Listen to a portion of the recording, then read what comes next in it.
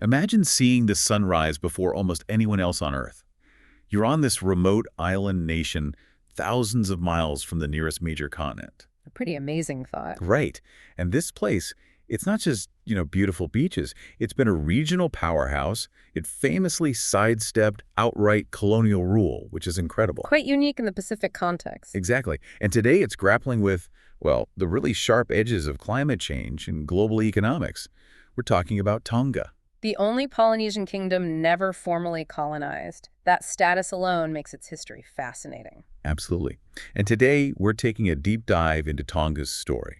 We're using a detailed historical account you shared as our guide, really. Yeah, it gives us a great framework. It traces things right from the ancient origins up to the challenges they face right now. So our mission today, let's unpack this history, pull out the key insights, those moments that make you go, aha.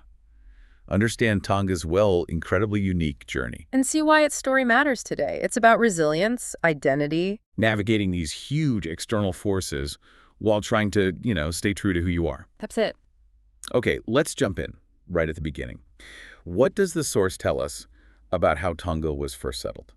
Well, the general belief, backed by oral traditions, is that Polynesians arrived from the West. They came in those amazing double-hulled canoes. And the traditions mention specific places. They do. Islands like Fiji, Samoa, Rarotonga come up. And the archaeology seems to back this up, suggesting settlement perhaps from Fiji or maybe around the same time. Okay. And there's definitely a strong Samoan component in those early sites. So it wasn't isolated. It was part of this bigger interconnected world of voyaging right from the start. Huh. And they weren't just landing, they were building societies. Exactly. We find real evidence of ancestral Polynesian society. Think ceremonial chiefly sites. Like Levukalama? Lavukalama, yes, mentioned as a founding site. And Anlaho as an early kingdom. You can see the layouts, construction areas, platforms, even sacred enclosures. It wasn't random. It was organized. Hey. Purposeful. Definitely community building. And over time, these Tongan chiefly institutions grew, centering around places like the ancient mound of Muua on Tonga Tapu. You can almost see the layers of history there. These sites show the evolution, how their social and political structures became more centralized, more powerful. And this is where it gets really interesting for me. Their voyaging skill and then the diaspora that followed. The archaeology is still debated, I gather. It is, but there's compelling evidence suggesting Tonga wasn't just a destination. It actually became a major launching point for Polynesian expansion. We're talking around 200 CE. Wow. So they weren't just receiving people, they were sending them out. That's the insight, yeah. These Tongans were clearly master navigators. The source suggests they migrated and colonized islands across a vast area. Like where? Places like the Cook Islands, the Marquesas, maybe even Hawaii, Fiji, New Caledonia, Wallis and Futuna too. They used advanced navigation. It wasn't just luck. That really shifts the perspective on Tonga's early role in the Pacific. And the source even pushes this idea, quite bold, that Tonga, specifically around Nuku'alofa, holds the earliest evidence of sustained habitation. Yes. suggesting it might be the motherland for all Polynesian islands. That's the claim. Second only to Taiwan in terms of widespread migration history. It implies a really profound place in human history. And this dominance lasted for centuries. Oh, yeah. Over 900 years, according to the source. Right. A remarkable run before its power started to weaken, maybe around 1000 CE. But even when that direct political control faded, the influence remained. Definitely. You see lasting cultural and political influence on nearby places like Fiji, Tuvalu, Samoa. Though islands further out, like Tahiti and Hawaii, they developed their own separate identities more strongly. Okay, let's shift focus a bit to the land itself, the geography and how the traditional economy grew out of it. It's a kingdom of over 170 islands. Right. Though only about 36 are inhabited. They stretch for about 400 kilometers, kind of marking the southern end of a volcanic chain. And it's a diverse landscape, isn't it? Not all the same. Not at all. You've got the main island, Tonga Tapu, and Haupai. They have considerable height, get heavy rainfall, but then you have lots of these low, rounded coral islets. And they have those unique underground stream systems. Exactly, because the water just can't drain easily on the surface, and everything's covered in dense vegetation, palms, pandanus. Geologically, it's a mix, too. Coral and volcanic. Mostly coral formations for the larger islands, often fringed by reefs, steep sea walls. But there is a volcanic island and small active volcanic islets scattered throughout. It's a dynamic place. And this geography obviously shaped how people lived. Agriculture seems key.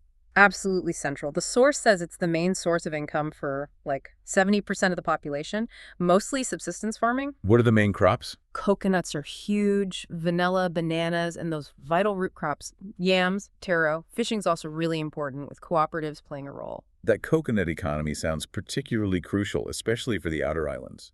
Copra, the dried meat. That's the main cash crop, yeah. And the source details this complex system around it. Land ownership traditionally involved matrilineal descendants or clans. And even fishing rights were tied to specific clans. In certain lagoons, during traditional exchanges, yes, it wasn't a free-for-all. There were really intricate rules, relationships, owner-tenant arrangements, too. And the source mentions this specific incident in 1979. It really highlights the vulnerability, doesn't it? Oh, the cupra price manipulation. Yeah, that's a stark story. Islanders weren't getting fair prices. It turned out there was manipulation. And the head buyer. Committed suicide when it came out. It was a massive deal, not just some small error. It actually led to the government stepping in, sending treasury officials out to the islands to sort out a fair pricing system. Wow. It just shows how deeply intertwined that single crop was with people's lives. Absolutely. Okay, moving forward in time. European contact. Captain Cook, 1773. First documented contact. Right. And the source makes it clear it wasn't all smooth sailing, despite the later Friendly Isles nickname. There was a skirmish. On the first visit, yes, over perceived theft. And on his second visit in 1777, Tongans apparently tried to get back stolen property from his ship's cook. So, Friendly might have been optimistic or at least complex. Right. Not instant best friends. And after Cook, others started showing up late 18th, early 19th century. Yeah, mostly driven by profit or needing supplies. Spanish Jesuits, American merchant whalers. These encounters slowly brought Tonga into the sphere of European goods and ideas. What were the key goods being traded early on? Well, they brought rum, tobacco, trinkets, the usual things, but the source highlights calico, the fabric, and iron tools as being really important initially. And Tongans quickly figured out their value. Very quickly. They went from just seeing them as novelties to actually using them, consuming them, and even trading them onward for valuable Tongan items like fine mats or tapa cloth. That whole dynamic must have shifted things significantly. And then came the missionaries. A huge turning point. Groups like the London Missionary Society arrived around 1797. They brought, strong religious appeals, criticisms of traditional morality, but also appreciation for the island's beauty. And their impact was rapid. Incredibly rapid.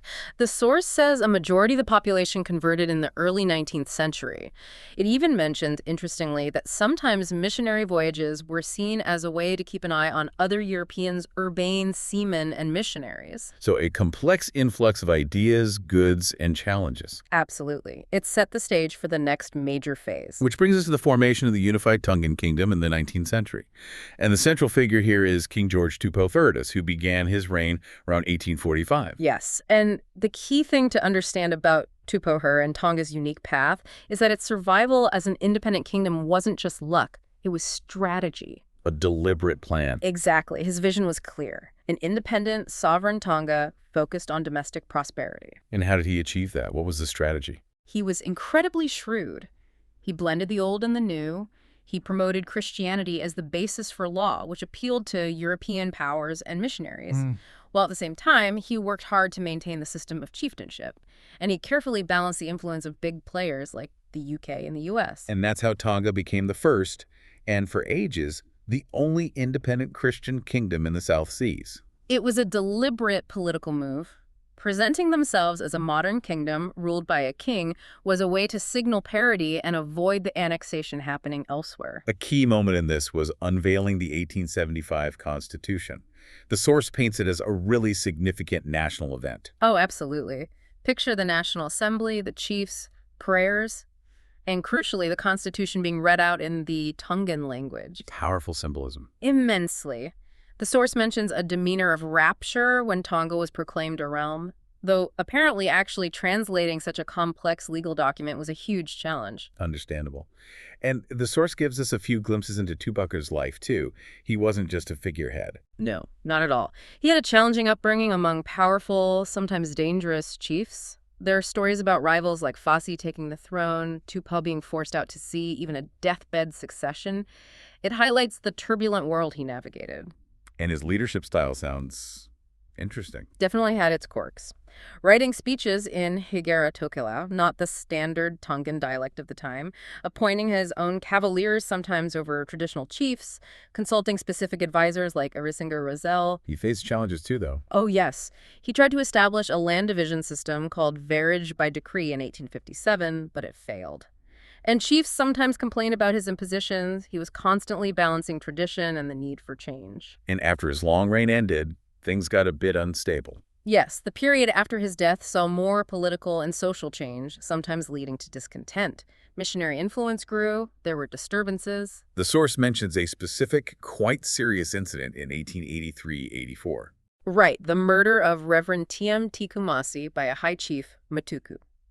The description of Matuku springing from a rock formation, it really illustrates the serious tensions and friction bubbling under the surface during that era of rapid transformation. So moving into the era of bigger colonial encounters, the World Wars, Tonga was already on a different track. It managed to avoid that heavy-handed direct colonization we saw elsewhere. It did, and the source offers a fascinating reason why. Unlike places like Hawaii or Tahiti that faced what it calls real colonialism, Tonga seemed to maintain a kind of lingering aloofness towards many Europeans. How so? Well, instead of always engaging in purely economic trade for valuable goods, Tongans often prioritized traditional gift exchange protocols. And somehow that offered protection. Ironically, yes. That reluctance to fully dive into European economic systems might have unintentionally shielded them a bit. The source calls Tonga's situation in the 1840s colonialism light almost a protectorate, partly because there just weren't that many Europeans there yet. It wasn't until later, with more settlers wanting land, that things got tougher. Exactly. German administrators applied a harder edge, briefly and sometimes violently later on. But Tonga never faced full annexation like so many others. That unique foundation mattered. Then came World War I. Tonga sided with Great Britain, but it wasn't automatic. Apparently not. The source mentions claims of some pro-German sentiment, even a specific story about someone named Tuno. But ultimately, Tonga did align with Britain. And took part in military actions. Yes, regionally. Things like raids against German interests in Epia, Western Samoa. Okay, then the period between the wars.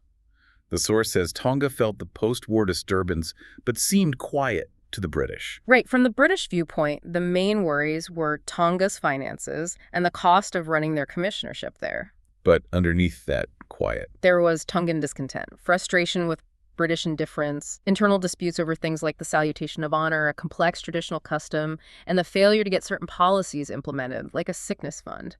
So, yeah, quiet on the surface, but friction underneath. and then World War II pulled Tonga right into the global conflict. As a small British protectorate, yes. But they played a really significant role in the Pacific theater. How so? They contributed people, materials, money, and crucially, their islands became strategic bases for the Allies fighting Japan. So Tongans were directly involved in the war effort. Absolutely. Building vital infrastructure, airstrips, roads, bridges, doing administrative work, serving as stevedores loading and unloading crucial supplies.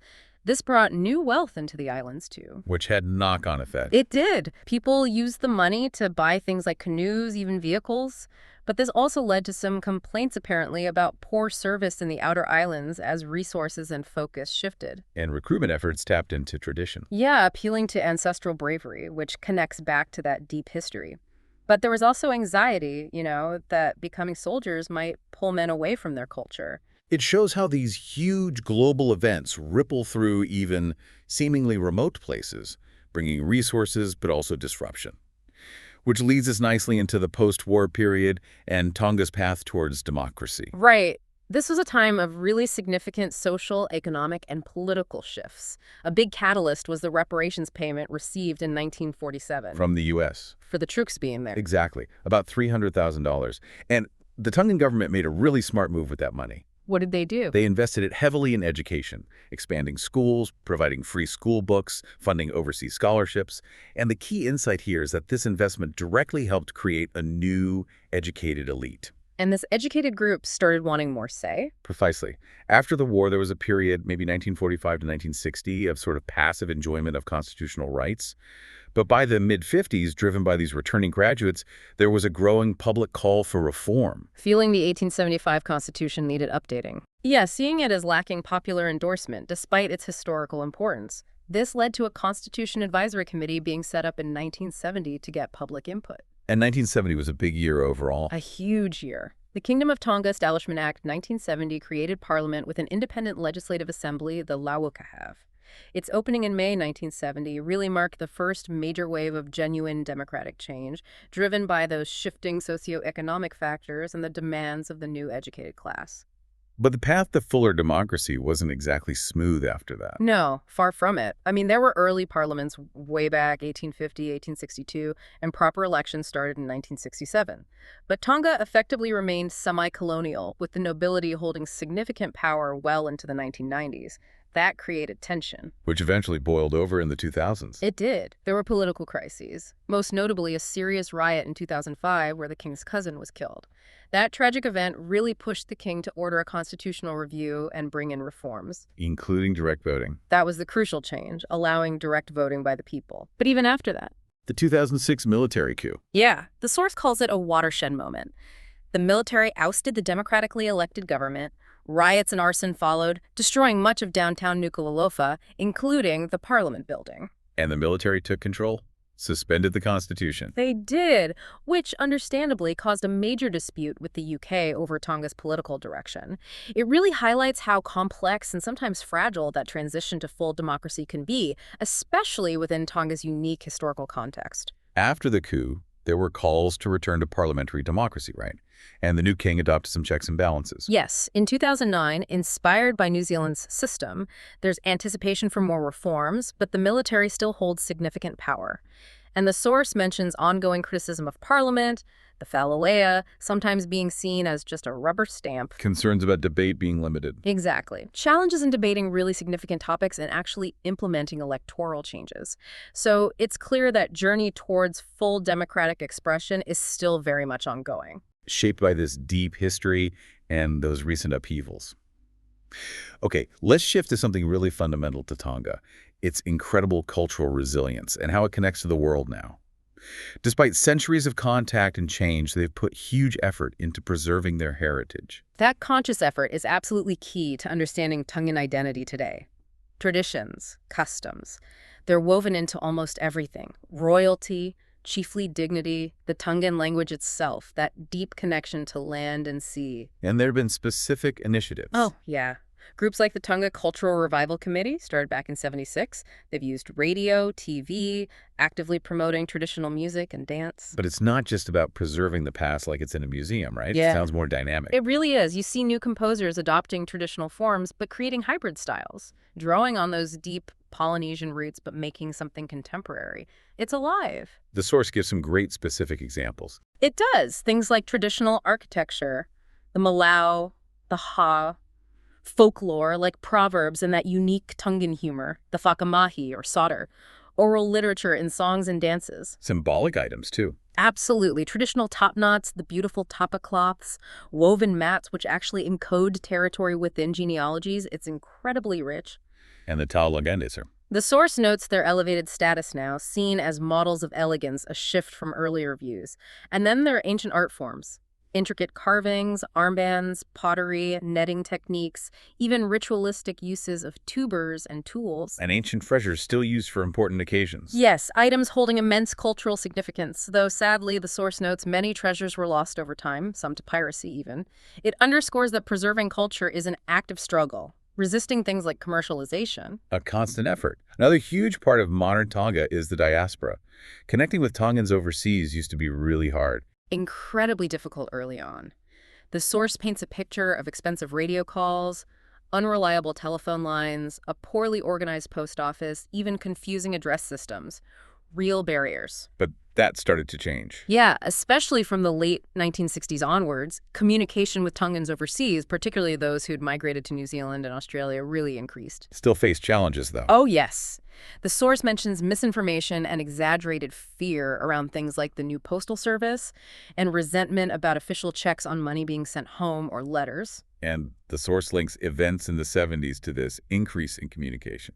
It's an interesting connection. It suggests things like the Maori civil rights movement in NZ and Tonga's own 1970 elections and a major land case spurred an intensification of writing within the diaspora. People were discussing, debating, connecting. Now the diaspora is a major part of the Tongan community, especially in places like Auckland. Huge. By 2006, Tongans were the third largest Pacific ethnic group in Auckland. The diaspora is vital today, maintaining culture, sending remittances, which are crucial for the Tongan economy. It's a two-way street. And despite being a small nation, Tongan has managed to play a pretty significant role regionally and internationally. That's another key aspect of their modern story. They've taken a leading role in regional politics. The source highlights them being among the first in the region to establish diplomatic ties with China back in the mid-70s, leading to important aid. And they've built relationships further afield, too. Surprisingly far. Friendly relations with Eastern European countries like Hungary, Poland, connections in South America, the Caribbean. Plus, they're members of all the key international bodies, UN, WHO, UNESCO, and regional ones like the Pacific Islands Forum and the Polynesian Leaders Group. And they've been really vocal on climate change. Critically important today, they're actively using their voice on the international stage to promote climate change awareness. It shows how even a small nation can have leverage and advocate on these massive global challenges that hit them so hard. Which brings us right up to the present day and the really formidable challenges Tonga is facing. The source contrasts that image of natural beauty and hospitality with some harsh realities. Yeah, the pressures are immense. Development needs, national debt, financial constraints, and overarching everything is climate change vulnerability. We saw that devastatingly clearly very recently. You mean the Tonga Ha'apai eruption and tsunami? Exactly. January 2020. That underwater eruption and the tsunami that followed, the impact was horrific. Islands like Afahinga basically destroyed. Population loss on Nuada Putapu, severe flooding, a brutal reminder of their vulnerability. And beyond those sudden disasters, there are ongoing socioeconomic strains. The source lists quite a few. Food insecurity, extreme poverty in places, overflowing waste dumps, a common island problem, dwindling fish stocks, rising unemployment, and this significant outmigration crisis. Plus, community divisions, health issues. It's a complex picture. Even basic connectivity is still a challenge in some ways. It is, and the source frames this interestingly as disadvantages that echo historical injustices. Things like needing overnight stays sometimes just to communicate effectively with the outside world, lack of direct flights from major hubs, time zone issues, patchy Wi-Fi. Yeah. It even mentions how some modern developments, like mega malls or Western-priced hotels, can feel inappropriate or inaccessible for many locals. A real disconnect sometimes. So the immediate focus might be recovery from the pandemic and the eruption, but those underlying issues, migration, poverty, environmental degradation, cultural shifts, they aren't going away. No, they're the long-term threats, which leads to what the source identifies as the crucial goal for Tonga's future, developing an inclusive, equitable, resilient, and sustainable society, and importantly, one that's enhanced by suitable technology. The source suggests Tonga has this deep well of knowledge and wisdom already. But has maybe been deprived of access to modern ICT or full awareness of its potential? So the proposed path forward is about bridging that. Yes, and it starts with harnessing that existing knowledge. Improving literacy not just generally, but specifically in the Tongan language, script, and culture. Making sure that foundation is strong. So investing in education. Direct government funding for the national education system, empowering the National Center for Research and Learning of the Language, Script, and Culture. And there was that specific idea about a textbook. Yeah, funding a textbook written entirely in Tongan so kids learn their own culture deeply first before diving into foreign ones, built from the inside out. And then there's that really intriguing idea about technology, using local context, even creation myths, to explain things like a pandemic or a tsunami. It's fascinating. The idea is, if you integrate technology into your own cultural framework, explain it through a Tongan lens, maybe Tongans could even invent top-notch technologies in their own language. Wow. Not just adopting technology, but making it truly Tongan. Exactly. Leveraging that cultural depth for innovation. It's a powerful vision for navigating the future. It really is. What a journey we've covered, from this ancient Polynesian powerhouse to a modern nation grappling with these huge global challenges. It's incredibly complex, isn't it? It really is. You have the image of the tourist paradise, but underneath there are these very real socioeconomic difficulties for the people who live there. And the fact that its historical institutions, especially the monarchy, have survived, Yeah. it's just remarkable given the isolation, the pressures, everything. It speaks volumes about their resilience, their deep roots, and that ability to blend tradition and adaptation we've seen again and again. Definitely makes you want to learn even more. There's so much depth there. And maybe, as the source joked, watch where you step. You know, it leaves you with a big question, doesn't it? What can other societies learn from Tonga? Here's a place fiercely dedicated to preserving its unique culture and institutions with incredibly deep roots, yet now facing these absolutely unprecedented modern challenges, climate change hitting them head on, the pressures of globalization and technology. How do you find that balance? How do you embrace the future, the necessary changes, without losing that core identity, that deeply rooted past? That's definitely something to think about.